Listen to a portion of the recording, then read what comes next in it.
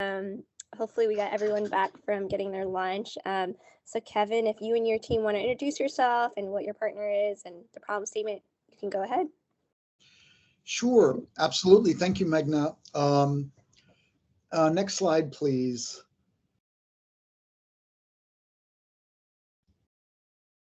There we go. Thanks. So I just want to introduce you all. Thank you all for your time today. We are a team from the University of Texas at Arlington. This is the team members. I'm a clinical assistant professor in the College of Business, where I teach business communication. We also have with us today Madison Dalton, Tiffany Melkowski, Daniel Pedrea, who are all students in the College of Business, and Kylie Sosa, who is a communications major at the University of Texas at Arlington. We're very happy to share with you our presentation. Next slide, please. So I just want to share at the beginning of our presentation the scope of work that we were tasked with. Our committee was asked to develop an innovative outreach strategy for recruitment based on reaching the next generation to address current and future workforce gaps in technical and field positions within public works. We were asked to design outreach with a sustainable marketing campaign to raise awareness about public works careers among students at high schools, technical colleges, and community colleges. Alongside traditional marketing best practices, students will consider incorporating user experience, user interface, video, virtual reality, augmented reality, marketing, and/or technology for effective outreach and high engagement with potential candidates interested in these fields of work. So based on this scope, we're happy to share with you some of our recommendations to the North Central Texas Council of Governments Public Works Council. And I'm going to turn it over to Madison, who will share and begin sharing our recommendations. Thank you, Dr. Carr. Before we jump in to our recommendations, I wanted to give everyone a quick rundown of everything we'll be discussing in today's meeting. So Tiff, if you could go to the next slide. So you already met the team, and Dr. Carr did an amazing job catching everyone up to speed on the goals of this project. Tiff, one back. There we go. Nope, other way. I'll wait to make sure the screen. There's a slight delay. No, you're good. I figured. Can anyone else see the agenda? Seeing the student survey. We're on Yes. survey. All right, give it 1 second. I'm gonna let it catch up.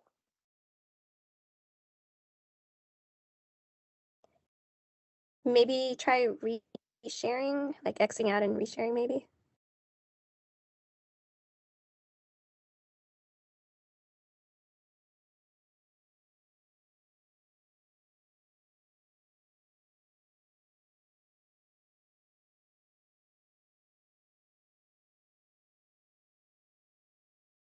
Madison, did that help?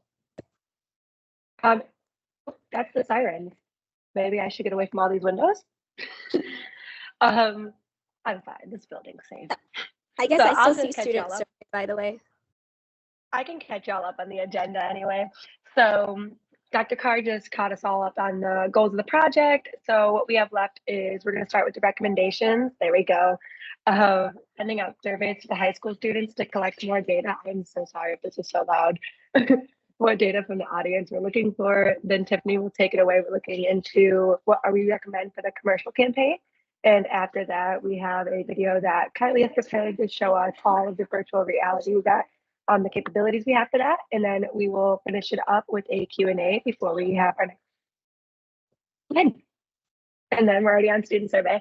So we recommend the uses of student surveys, and I've created a draft for the form of what the survey is going to look like and the questions that we think are necessary to collect the valuable data. And then once we collect the data, we could use the results to better understand the demographics of the students and better gear our advertising toward the things that they responded to in the survey.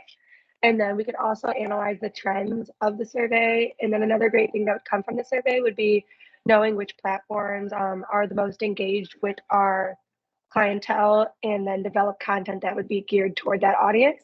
And then last would be highlight the benefits from the career in the way that makes it most attractive and engaging for those students. And yes, I'll pass it to Tiffany to discuss our commercial recommendation now. Thank you so much, Madison.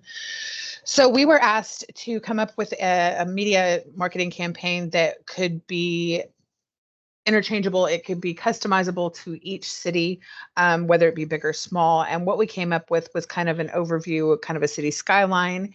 It will fade down into a group of students that are doing their homework. These are high school students doing their homework in a local park. As they're walking past, as they're sitting there doing their homework, walking past them is going to be a group of city planners that are discussing some new adjustments that they're going to be making for some festivities coming up.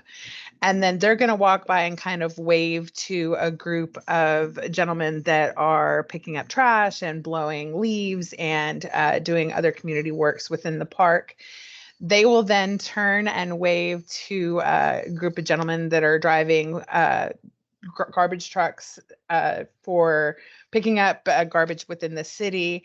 And they will then drive past a group of workers that are making adjustments to roads and fixing potential potholes and things of that nature.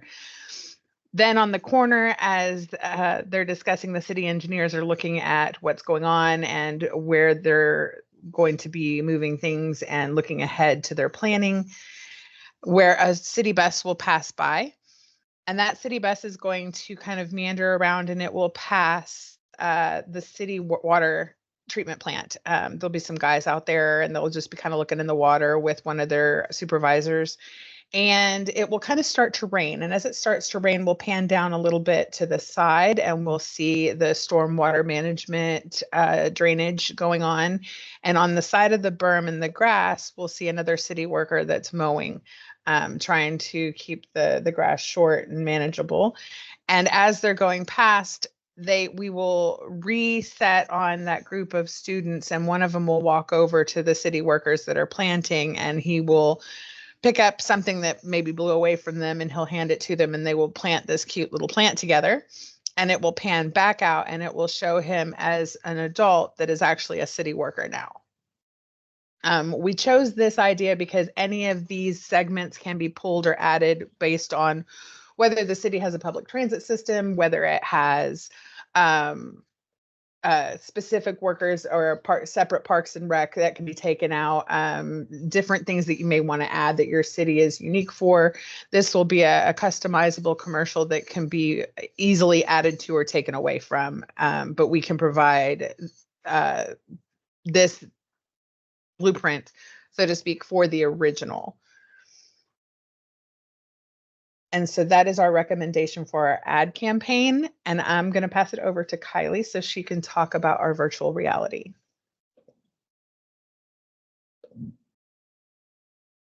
Our final recommendation is the use of innovative technology for the campaign. So a quick reminder for our target audience are young high school students, correct? So we've investigated and we've tried to incorporate the use of virtual reality so they can learn about it, they can engage with it, and ultimately apply for these jobs. Let's talk a little bit more about the virtual reality concept. So we recommend a 360 immersive virtual reality landscape. As you can see here on the video, it's a little bit lagging. I think there's a storm going on outside, so it's lagging a little bit. But essentially, it's a landscape. So as you move your device, you can see the landscape around you. If you move up, you can see the sky. Move down, you can see the floor you're standing on, and you can look from side to side. You can stay in place. The only thing that moves is your device, and it shows you the room around you. How this will work is that this could be accessible via a QR code. We recommend pushing this QR code either in like job fairs so that you can either put it on a banner or leave it on your table. And this is easy and portable. You can access it through a smartphone. All you need is just a camera. You hold down on it and it take you to this page. But how can we use this tool to educate people on these jobs? So the cool thing about these landscapes is that it's customizable. So any county, any area can customize it to their landscape. So for example, Dallas can use Clyde Warren Park, for example, to highlight some of these jobs in the public works industry. If you use your device, you can go down and you can see the street that you're standing on. You can tap and an information will pop up about a little bit of a description of that job. You can also look up, tap on the traffic lights, and you can read about the traffic signals position. You can also tap on the power lines and learn about what line workers do. And then you can also go down to the water drainage system and learn about water distribution as well. You can learn about all the different parts of that brings this park to life.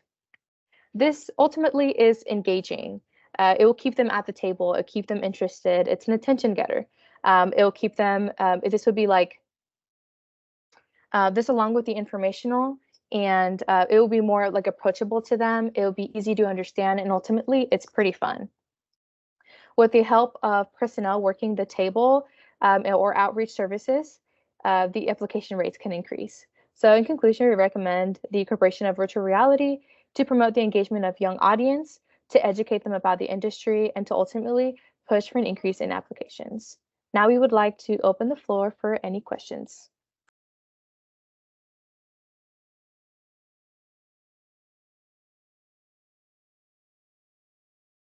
Thank you so much for the wonderful presentation. The virtual reality is such a cool component that I haven't seen used yet at job fairs, and I think the ability to really understand what these jobs do and what they mean and the impact that it has is a really incredible way to highlight the skill sets needed and get them down that path. Are you guys thinking, would it make sense? I'm even thinking about some programs I've seen kind of in the STEM field for younger kids. I almost feel like to get kids at those break off points, it might be great to utilize this, middle school, and even go even younger than I know we were targeting here.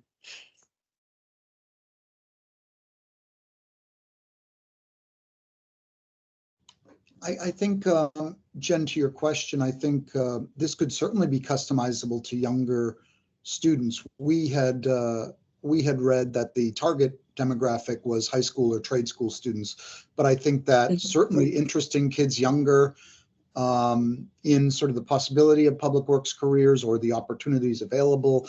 And the nice thing about this VR component is that it really educates the community as well as engages and provides opportunities for to connect. If communities want to, they could also connect to job opportunities. So it's not just for job opportunities. It could certainly be educational and engaging for younger audiences, just to learn about the elements that go into their community public works. And I think that if you wanted to tailor it to a younger community, you could certainly take out the job listings and the connections to job opportunities.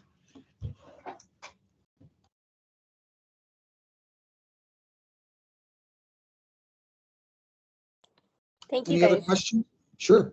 Thanks, Kevin. And I'm not sure if Kate from NCT COG is still on. I know you guys are presenting to them directly as well, but Kate, if you have any feedback, we always love to hear from the partner directly. Yeah, I'm still here. Oh, yay, great. Yeah, we were really excited about the results we got from the UTA team.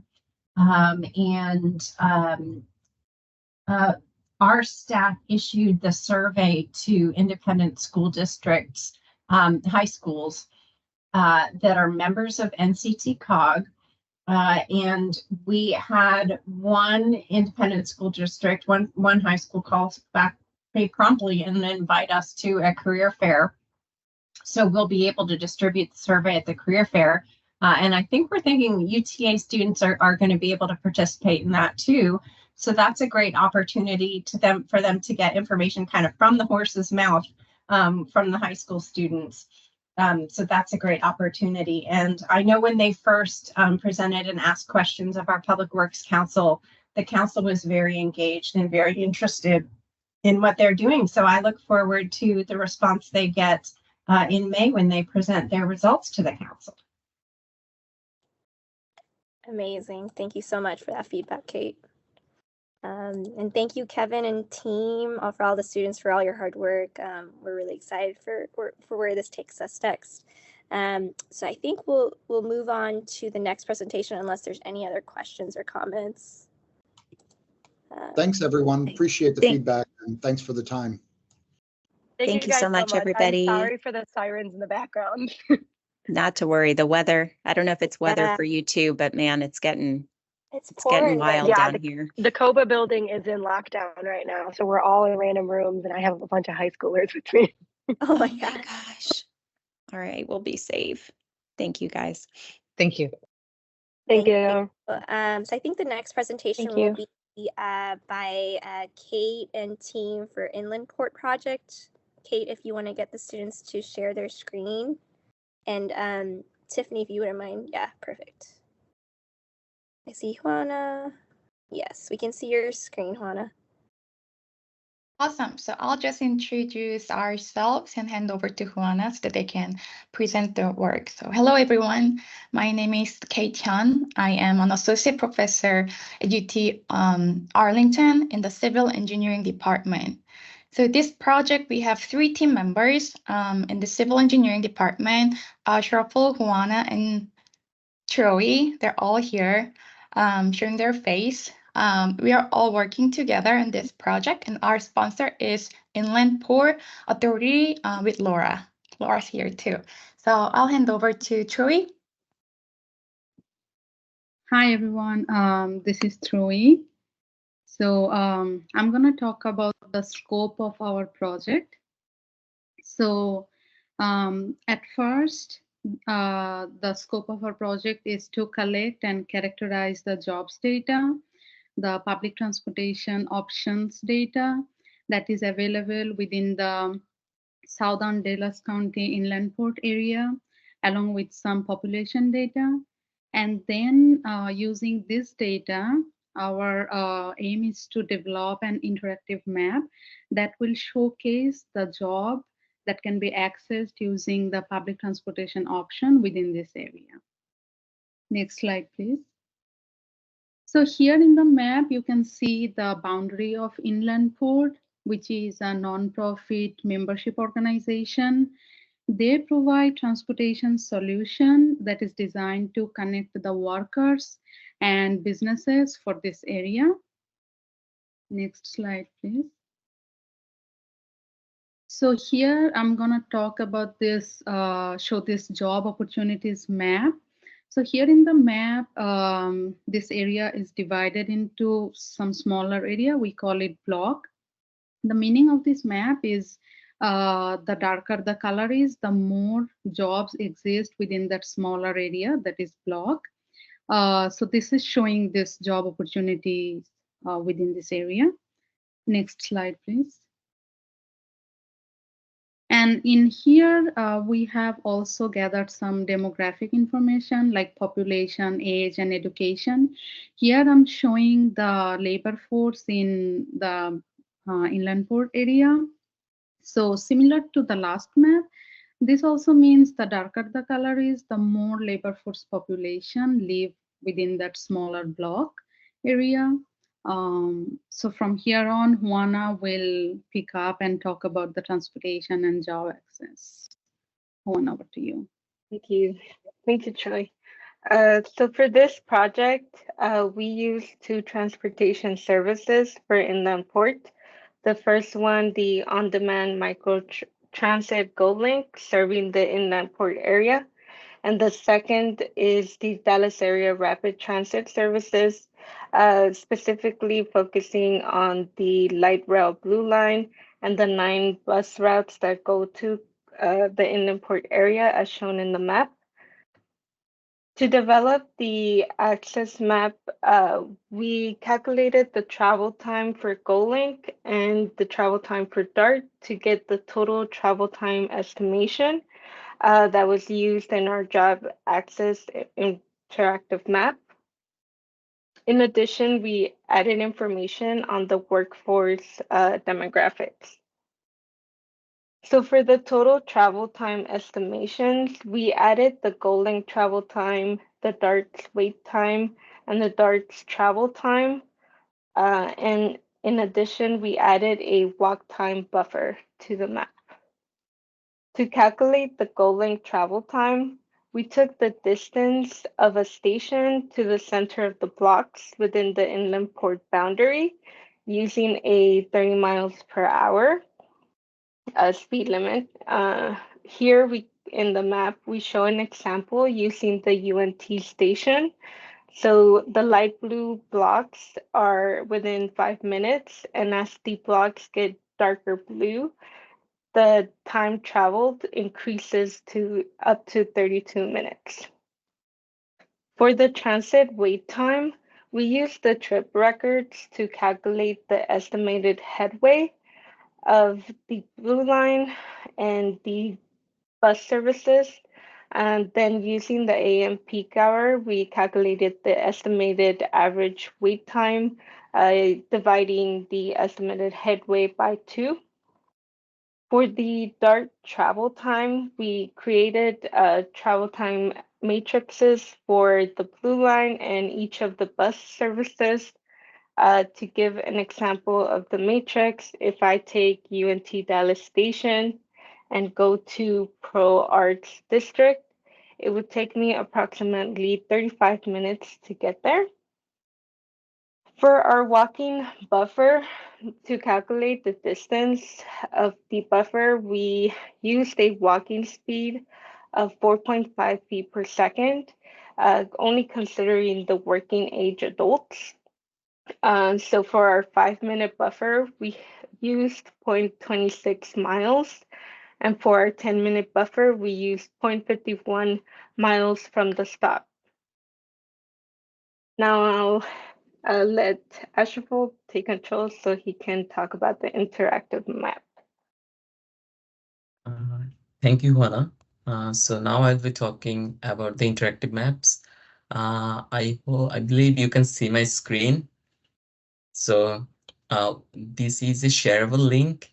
Anyone in their local machine can run it and can see the output, and also they can filter the data set, also export the map based on their requirements. So we have like 4 layers here. So the first one is, you can see those points. So those are actually the stoppage points. So someone can turn off and on based on to see the visualizations clearly. So we have a legend here for the travel time. So those red points indicating like higher travel time. And then we have another layer for the block groups, which will be representing the demographic characteristics. And then, as Juana mentioned, we have some buffer distance for 5 minutes and 10 minutes. So we can turn off and on the buffer. And also if we zoom in, we can see those housing locations and road segments. Then afterwards, we have the blocks, which are in the like more transparent color compared to the block in the inland port region. So first of all, the user had to do like this is a block group, is a blocks. So usually blocks, they have larger GUID, meaning they contains the state ID, the county ID, and also some specific number for the block. So to make it user more friendly, we are assigning a unique number to each block groups. So for example, this block group, someone click it here, they can see the GUID of 1560. So now this is the layer part. Then there is another called filtering sections. So we have all the block groups here. So if we just move it, we can see for all the block group informations. But if you'd like to filter, for example, I would like to filter based on 1560 number block groups, 1560, 1560, okay. So now if we hover our mouse over each points and if we zoom in,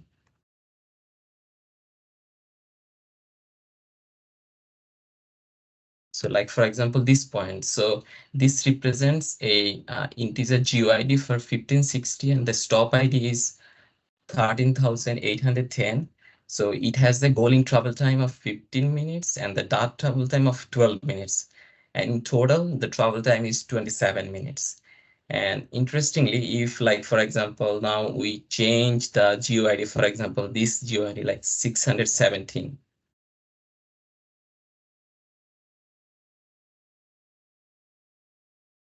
So now if we zoom in again and see each point, so now you can see that the stoppage ID, those are changing. So those are actually unique for each GUID and the stop ID. So it represents the origin and the destinations and the total travel time. And also we have some interesting feature, like if someone would like to see the locations and their destinations within some time range, like for example 30 minutes range, so they can just change the visualizations, like they can change the range. And also, so now you can see that the range of destination is limited, and if they increase it, so the destination point and stop IDs are increasing within the increment of the travel time. And apart from this, we have some demographic feature, like for example, these block groups are representing some demographic informations within the buffer range. Like for example, here, based on their coverage, block group coverage, how many populations in different age range, like age based on educations. So now we can see that here 28 peoples in the age range of 18 to 34 can be within the buffer range based on the coverage of the block groups. And also we have some education informations like no high school, some college, associate degree, bachelor's degree, and the graduate. And apart from this, we have some other informations, like for example, so now we have here 4 files.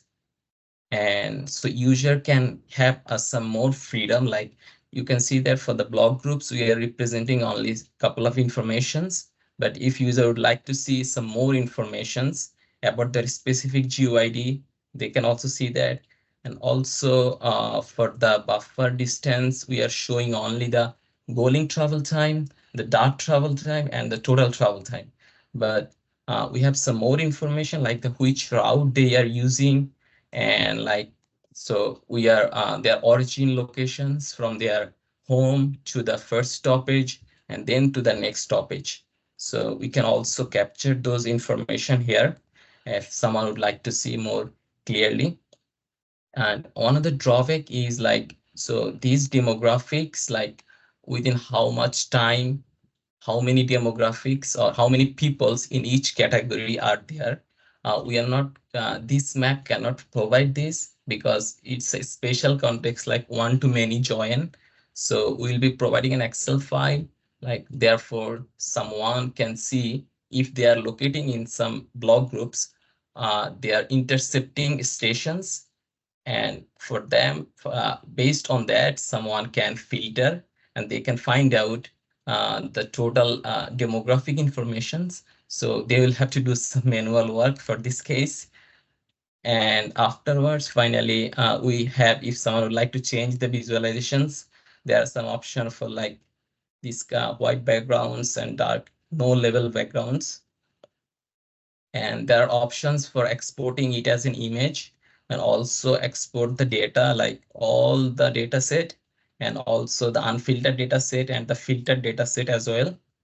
And they can also export the map. So this file is for the 5-minute walking buffer. And we have another link, a shareable link, which can be run in anyone's machine for 10 minutes as well. And so in this work, we considered only, like, we did not consider the transfer points between all the bus line and the train lines, because there would be a huge number of combinations. So that can be completed, or we are considering it as a future work. And also some other transportation service data set, like star data set, can be also incorporated here. And this map has some like we have some like we are not, this map is a little higher, larger in size. So to make it more user friendly, we are recommending to, as a future work, to make it more user friendly and more light, that can be shared and more can be accessible. Thank you so much. If you have any more questions.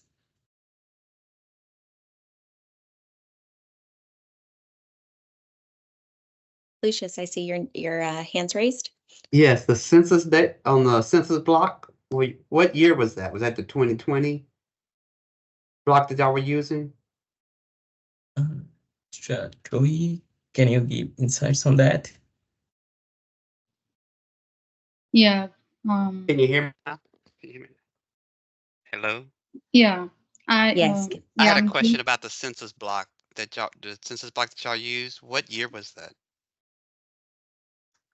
Yeah, I think it was for 2020. yeah, give me a moment. I'm checking. Just a moment, please.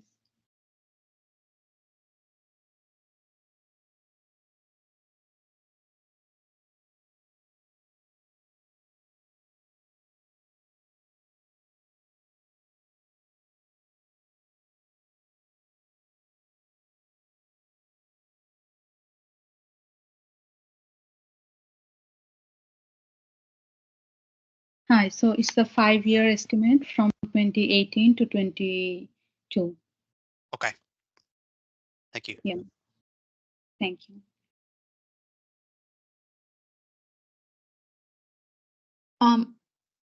I see one question from the chat. I can answer it if that's okay. Can you hear me? Please. Yeah, okay. So one of the question was modification. What modification would you recommend to turn this into workforce recruitment tool? So actually, this tool is practice ready right now. So it's publicly available with the link, and it has all the filters and query tool embedded already. So if you wanted to recruit people who's living 30 miles, the 30-minute travel time, that this map really show you where to target based on the travel time of GoLink and the DART. And you will also see all the demographic informations to exactly know which area you will have more the people that you like to recruit. For example, if you like to recruit younger population, the map will show you where you can go and find them. The modification we are thinking here is, well, we welcome y'all's feedback to make this more user-friendly. Also, we work with Inland Port Laura, so it's focused on the Inland Port and the Southern Dallas area, but we are more than happy to expand it to further areas as well. And Laura, what are you thinking about in terms of you're already coming on camera. You read my mind. Yes, exactly. Hey, I want to thank this team again for what they did. You know, when I think about the very first challenge I gave them, it was about this issue of, you know, we've got a lot of folks that try to place people into jobs, and these are individuals that are relying on public transportation, and the folks who are placing them in the jobs don't know which public transportation lines up nicely with jobs.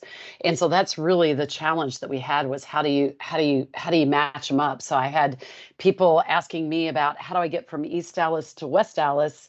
And, you know, really they could have recommended different jobs locations.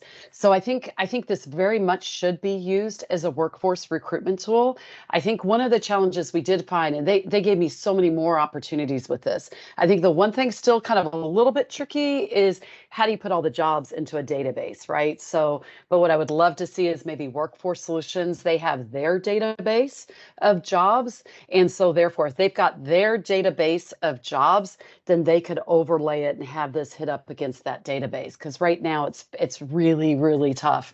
But that's okay. I knew this could not be solved the first time around. This team solved so much more than I expected. So I'm very, very pleased. And so I see where we'll probably use it. And I'm glad Lucius is on here and Eric's saying the same thing, is what I can do is for those inland port companies to say, here's where you should be targeting your recruitments. And most importantly, for the nonprofits, if they've got folks that are living in this particular area, then they can let them know, hey, if you're in this area, let's look at the inland port. These are good areas to go for jobs. And then still got to figure out how to post the jobs to where they can access those jobs. That's a really tough challenge. But I think this is a fantastic first step. And what I really wanted, and I love Eric is on this and maybe some other folks, this was a proof of concept. I have said time and time again, this database needs to be created. I'm surprised it's not created anywhere in the US. This is a database that needs to be created, multiplied, or kind of, done for each area, each public transportation city, because the hardest thing is where are the jobs, where do the people live, and where's the transportation that gets them there? And wouldn't it be great if the first time you talk to your client, you found out where they lived, found out where they might be, if they might be public transportation dependent, where could they get to easily, and then narrow that search from a public transit perspective. So sorry, I just went on and on about that one. It's a little bit of a soapbox, but I was so glad what they did. And I think Yuma will remember this, and Kate will say this, it was really tough. How do you narrow it down? And this is definitely phase one. So thank you all. Very, very nice. No, it is extremely challenging to get and keep current, right? And a lot of that relies on the employers and all the different parties. And so I think this is an incredible first step. And I think that those placement agencies, are going to be key to have this be a tool for them. And I was even thinking, in the first group, I'm like, Laura, let's give this to the employers. They could do VR around the job opportunities and around the advanced manufacturing and logistics hubs. But I think there's such a great opportunity to integrate the two solutions that we've seen so far. And Laura, just to add, it's kind of nice to hear what the problem statement was when we first started, and then to see like where it's here today. So thank you guys. Thank you all the students and faculty for working on it. So excited to continue building. I think now it will be Jinsu and his students that will be presenting. So if any of the students want to share the screen, you guys can go ahead. Yeah, right. Hi, so we're very happy to have this opportunity to present our work, which is funded by the NCT COG. So again, I'm currently a assistant professor in civil engineering at UT Arlington. So for this project, my student Dabel Dinesh Kava will present the work. So good afternoon, everyone. I'm Dhaval Kawa, and along with me, I have Jinzo Yu, K2N, Steven, and Taylor Lee, and with whom I'm working on this project called Air Mobility Demand Estimation and Network Design for DFW area. So let's begin with the agenda. We will begin by unpacking the UAM, highlighting how the electric aircraft could revolutionize the urban transit, offering speed and sustainability. Next, we will discuss on estimating the demand for UAM, which is very vital for planning and understanding how the market viability is. And the third point is that we're going to cover the design for the UAM network design. And finally, we will look into our ongoing project and what the future holds for the UAM development. So what is urban air mobility? So urban air mobility utilizes the high automated aircraft to transport the passengers or cargo within the urban and suburban areas. It aims to ensure the accessibility, efficiency, and safety and sustainability in transportation while addressing the challenges such as congestion and the pollution. So the urban air mobility is designed to fly the low altitude over almost all the kind of terrains. It's also add the mobility solution to the existing transportation network, which can enhance our transportation efficiency. So there are some key benefits of the urban air mobility. Here I would like to highlight a few, which is such as which reduce the emission as well as reduce the emergency response time, stronger connection of the rural areas to urban opportunities, which will alleviate the transportation desert issues, which I believe are beneficial to the suburbs or even the rural communities. What does an air mobility trip looks like? So of course it will include a flight, but other than that, we will look at the plan to plan our trip, travel to vertiports after the flight, egress, and use whatever last mile transportation mode to get to a destination. UM also UM will need to integrate into the existing urban infrastructure. So now put yourself into a shoe of city planner, and here is a question you will need to answer. Let how to design the UM network to optimize the travel cost and time efficiency across the all states to achieve the overall accessibility and convenience. So first thing we're gonna do is to identify the vertiport locations. So you can think of it as a bus stop in a UAM. Then we need to estimate the air mobility demand. After all, if the demand at a particular area is too low, it is definitely not worthwhile to place a vertiport over there. Then we need to analyze the socio-demography of an area to estimate a bunch of parameters such as value of time among the different group of travelers. So finally, we will develop a network optimization model to identify the potential vertiport locations for our model. Uh, I said that the vertiport will look similar to the bus stop, but take a note of that vertiport cannot just be a vertiport. They actually include stop, verti hubs, and vertiports. So this all can be at the any street level or at the top of the building, or it can be at a place where there is a good connection with the roads, railway station, buses, etc. Given this requirement, a potential vertiport location will include existing non-private airports and the major city centers. Does anyone know how many major city centers we have in DFW? Okay. So there are total 17 major cities we have in DFW area. So all right, that was the part of introduction and background of our project. Next, I'll talk about the methodology, which will be slightly math heavy. Any clarification so far before we dive into a math model?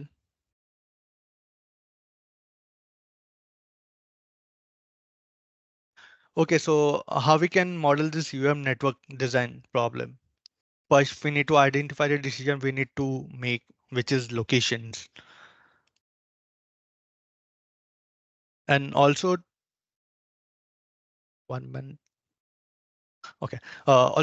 We need to include tons of constraint to model this design accurately. So there are many types of constraints and they are a bit complex. What I want to highlight here is that even though the design problem seems simple conceptually, building an accurate math model still requires substantial efforts. Speaking of this, I'm really thankful that I got the opportunity to work on this project because the project is highly interesting and it has a real huge world impact. Uh, so how we can solve this problem to obtain the vertiport location that will minimize the travel cost and travel time for the majority of the people at the different cities. We call this problem as an NP hard problem, meaning that is one of the hardest among the hard problems. Luckily, number of potential vertiports is not too large, so this problem is not so NP hard. Now with the best solver, even my outdated laptop can solve it in a mill's time. So I'll just so right now the final results are not available with us. We are sorry about that. The reason behind is that the tool which required to process the original data, which is transcript, is not available with us right now. Luckily, Ernest and Brad from NCT come up with a great workaround, which is to convert the ArcGIS data, but the data is really big and we got the data yesterday itself. So right now we have extracted an important piece of information from the data, which is linked travel time during the rush hour. As you we can see from the picture that the different color represent the different rush time. So just to give you an idea, the final result will look something similar to this map. The optimal location of vertiports, which will include some of the existing airports and the city center. And DFW airport will definitely be included in this. So now that we got the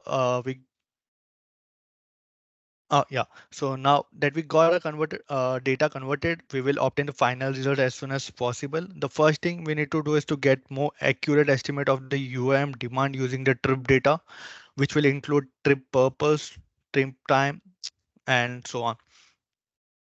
So after this, we will perform sensitive analysis to answer the question on how to monetize the travel time and number of vertiport impact the design of the UAM in a DFW area.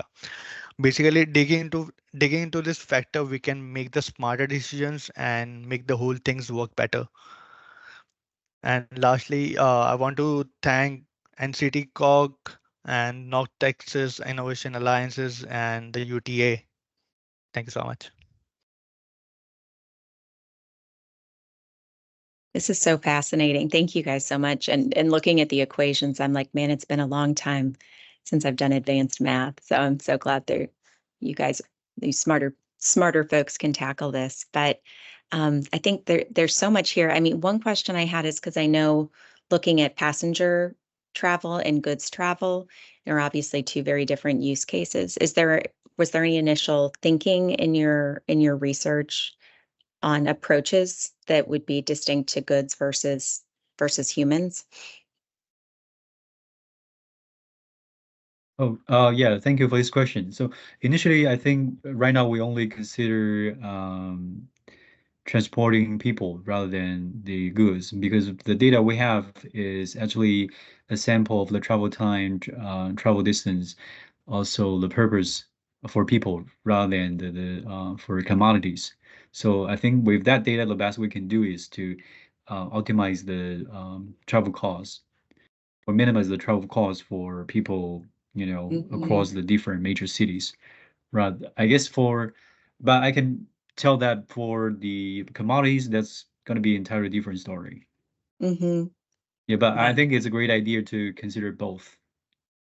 No, I know because I know, I know in some past, business modeling or kind of loose looking at pilots and things like that, looking at things like the payload and distance and those differences too with the aircraft itself. So I see so many future building blocks on this great work. And I was just thinking because I know there have been some, World Cup planning committees around a couple of different pieces. And so I think it'd be really neat to see demand modeling based on an influx around something like that event. I think is going to be really relevant in 2 years for sure.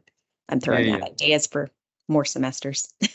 Yeah, thank you very much for this very helpful perspective. I think I'm definitely gonna discuss this with the um, funding team to expand this current model to sort of include the commodity optimization as well. Awesome. Thank you guys so much. Are there any other questions or comments from the group? I know Ernest, the contact from NCT COG wasn't able to make it, but they'll be presenting directly to NCT COG pretty soon. So I know they're really excited.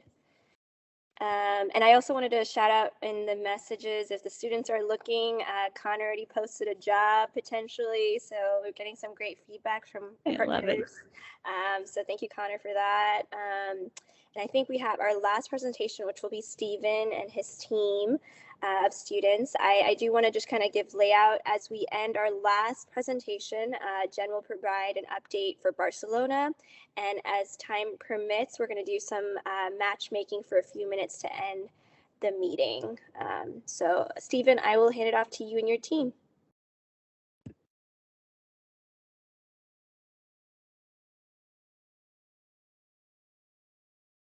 And Stephen, you are on mute.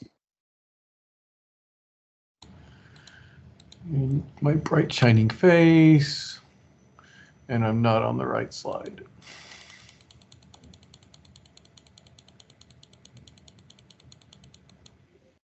Okay, sorry about that. So I'm Dr. Stephen Mattingly. I'm a professor in civil engineering at UT Arlington, and Nithish is going to be here today and helping out with the presentation. The rest of our team has senior project going on today, so we are not going to be able to have them here. So our project is looking at general aviation airports around the DFW area and looking at electrifying the operations there. So we're going to be focused on trying to identify a few things, looking at electrification, what's required to achieve that, some of the life cycle costs associated with the equipment that's required. Then we'll be doing some cost benefit analyses, and at the very end, we'll talk a little bit about some of the future data collection that we may need to do. So with that in mind, Natish is going to start talking. Thanks, Doctor. Hi, everyone. So the next two slides of this presentation focus on checklist of electrification, what you need to keep in mind and verify before electrifying an airport or aircraft. So first one is electric aircraft. All this is a very dense discussion. So here I'll just provide you just the details of not getting into the technical specifications. So what kind of electric motors we have, the reliability, flying time, efficiency of power distribution, battery life, and the one important factor is the flying time and the weight of the electric aircraft. That is a crucial problem in current developing of an electric aircraft, and many manufacturers are trying to work around. And next one is operational needs, the schedule of the flying, the turnaround time in the airport, and how many aircrafts an airport is scheduling in a day and all. And charging infrastructure, like battery, charging capacity, charging time, cost, usage. I'll talk more on charging infrastructure in the coming slide. Next slide, please. And grid power, grid capacity and power requirements, like how much power. Unlike electric vehicles, electric aircraft needs high power because the flying time might be a different, larger, and unlike fossil fuel aircrafts, the electric aircraft doesn't burn a fossil fuel. So the weight of taking and landing will be different. And the advantage of fossil fuel is the landing weight is less because it burns fossil fuel over the flying. So how much electricity an aircraft needs, and based on the different electric aircrafts that an airport might have, there might be increase in load of electrification, and there might be possibilities for grid upgrade as well. So the airport needs to check that. And alternate energy sources with high demand in power. So we can go to solar, battery storage, or integrated distributed energy sources like storage of a battery, in terms of as soon as an aircraft comes, we can just replace the aircraft battery with the stored one, and or parallel charging as such. And regulatory framework. So airworthiness standards are verified by Pipistrel values electric aircraft, which I'll talk more on in the coming slide. And they have developed the airworthy standards according to that aircraft. And financial considerations as such depends on the airport or aircraft owner. Next slide, please. So our study focused most on emissions, charging infrastructure, and electric aircraft. So as everyone knows, the fossil fuel aircraft emissions are CO2, water vapor, nitrogen oxide, unburned hydrocarbons, carbon monoxide, sulfur oxides, traces of hydroxyl family, etc. And health impacts, these are just few, and it comes with different and more health impacts. Mortality, cancers, chronic asthma, respiratory systems, etc. Next slide, please. Okay, health impact factor. So to do our cost benefit analysis, we converted our emissions into health impact cost. So based on a study from 2016 Canadian article, what we did is converted our emissions of carbon, CO, NO2, PM2.5 into US dollars, and these are the conversion rates. And the conversion rates are for 2016. So 0.64, say you have 1 kg of carbon monoxide in emissions, we'll convert it into 0.64 US dollar. Likewise, NO2 is 73.85, PM2.5 is 83.36. And the conversion rates are for 2016. So we took care of it by calculating the healthcare inflation rate to 2023, which is 22%. And that's how we converted our fossil fuel aircraft emissions to health impact factor. Electric aircraft. So it's still emerging. We don't have much aircrafts running around, though there are so many manufacturers who are trying very hard. And 2026 might be the first official launch of domestic electric aircraft, not sure. So Airbus, Boeing, Pipistrel, Zobi Aviation Aircraft, Beta Technologies, all of them are trying. And Pipistrel was successful in launching its first electric aircraft, Alpha Electro two-seater in 2017. And now it's called Velis Electro by Pipistrel, and it is certified to use in 30 countries. And this is the aircraft that FAA also verified its technical specifications and developed airworthy standards of electric aircraft. And it is currently priced around 1,40,000. And it's a two-seater aircraft, can be used for any purpose, and mainly certified for trainer aircraft. Next slide. Charging infrastructure. So it's very similar to electric vehicle charging infrastructure that's everywhere now, but because it's our flying time and the power requirements of electric aircraft are different and high. We require higher power outputs and fast charging to meet the higher power demand. So we need higher power charger cables of delivering large amount of electricity in a short period, so that the aircrafts are not sitting around. And because it's everything is working on high energy, high power, and a high charging system, we also need advanced cooling systems so that the charging infrastructure doesn't die on next aircraft. So right now the manufacturers are Green Motion and Pipistrel. It's a collaboration. Beta Technologies, they both these two manufacturers were successfully they launched their charging infrastructure.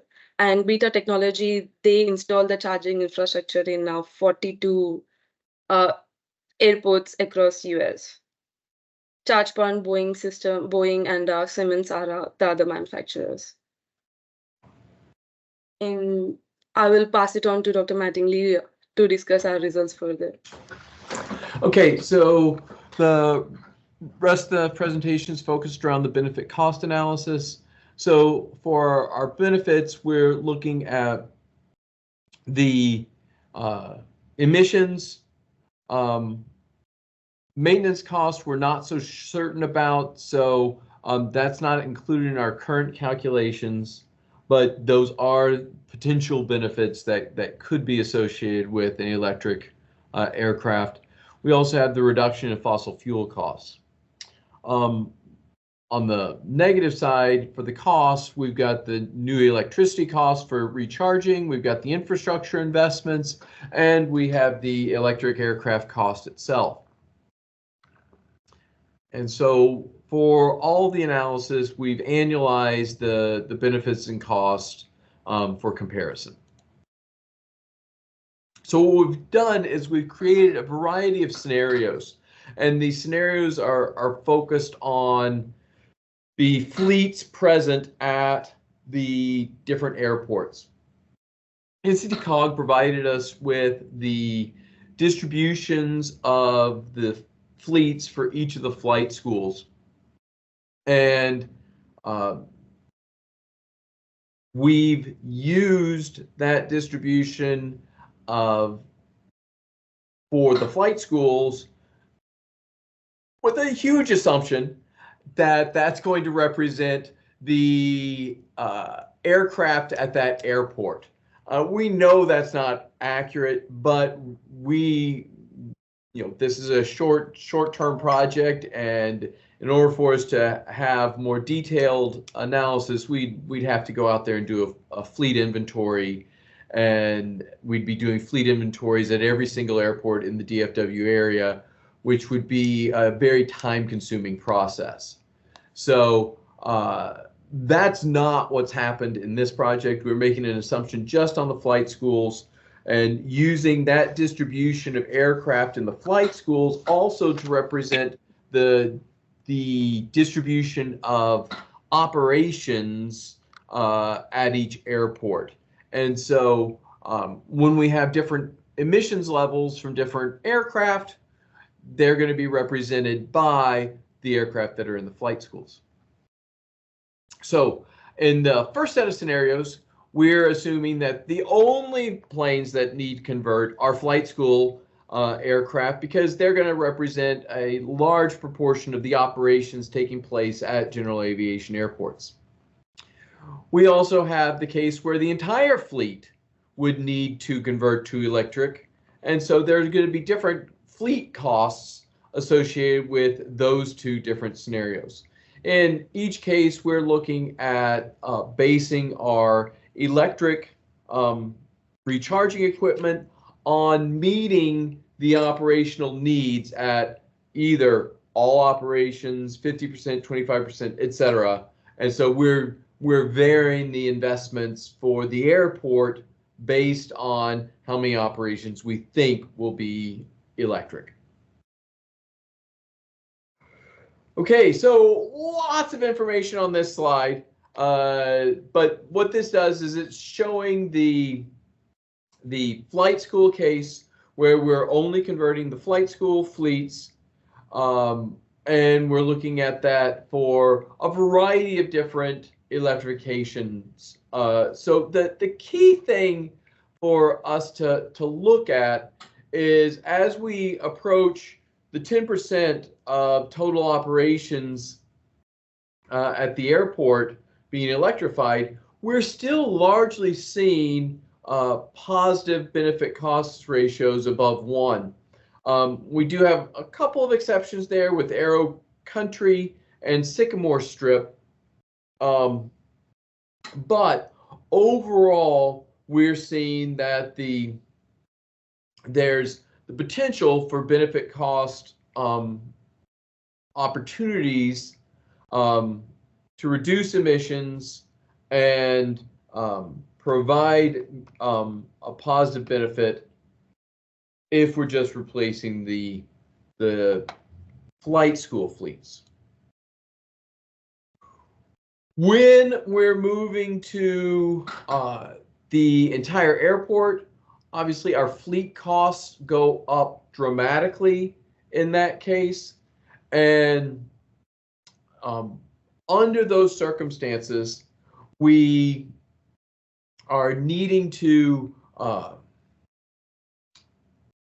we're seeing many more airports as the entire proportion of the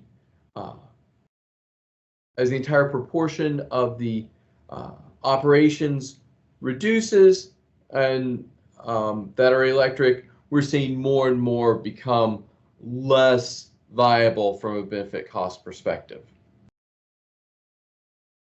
And then just to show the extreme case, we also did an analysis for the entire airport, where the entire airport was going to just buy new electric aircraft. They weren't going to be able to sell their old fossil fuel aircraft for anything, and they were going to just have to buy a brand new electric aircraft. And under those circumstances, we see very few airports that are going to be able to be successful. The ones that are tend to be ones that have very high numbers of operations. So that I'm not so positive that those would actually be returnable benefits. We'd have to do a lot more detailed look at those. So just to get a sense of what happens when the interest rate associated with annualizing the cost changes, as we see the interest rates increase, we're going to see lower and lower benefit cost ratios. But because the emissions are an annualized benefit, when we have lower interest rates, we're seeing larger benefits. So one of the things that we would be hoping is that the economy recovers and we're able to see the interest rates reduce a little bit, and then we're likely to see more of the airports become viable from a benefit cost perspective. Stephen, I just wanted to give you a heads up on timing. I think we have only a few minutes left, so if we could wrap up in the next minute so that we can have. I am absolutely wrapping up in a minute. So key things, I kind of touched on these a little bit already. The key things for us to take away is that there certainly appears to be some opportunities for this being a beneficial approach. It's going to require some more detailed examination of the airports to really be able to nail that down. However, there does seem to be the opportunity for further investigation. And so some of the things that we did not include were things like the fuel flowage fees, land leases, hangar rentals, didn't include maintenance costs, yearly depreciation. We assumed the fuel cost based on 1 hour per takeoff and landing operation, and then the electrical charging costs were $5 for 1 hour of flight time. So that brings me to questions. Thank you, Stephen and team. I think with timing being only 2 minutes, I'd request anyone who has questions to go ahead and do it via the messages. I know I'm echoing there. But thank you guys so much. I know they have a presentation with NCT COG as well coming up. Yes. No, this is so critical. And I think I'm already envisioning another conversation and pulling in some folks like Encore and talking about some of these federal grants and all kinds of things. So just thank you guys so much for pulling this together. Yep. And I think folks can see my screen just to kind of complement with Not yet. Oh, sorry, no? just letting you know. Yeah. Thank you. Fun technical issues. Can you guys see it now? Oh man. Is it, I guess if it's not, maybe Jen, if you can try to share your screen. Yeah. I was on the slide 16. And I know since we're just going to wrap up, wanted to just showcase the Urban Resilience Fellowship Program as we move forward. It's open now for fall semester as well. This was our first cohort, which was very successful, as you can see. And we have multiple groups within the program with UTD and UTA. So as next steps, if you have a problem statement or issue that your organization is dealing with, no matter what theme, just reach out to Jen or I, and we can figure out which kind of program will fit best. So they all are a little bit different.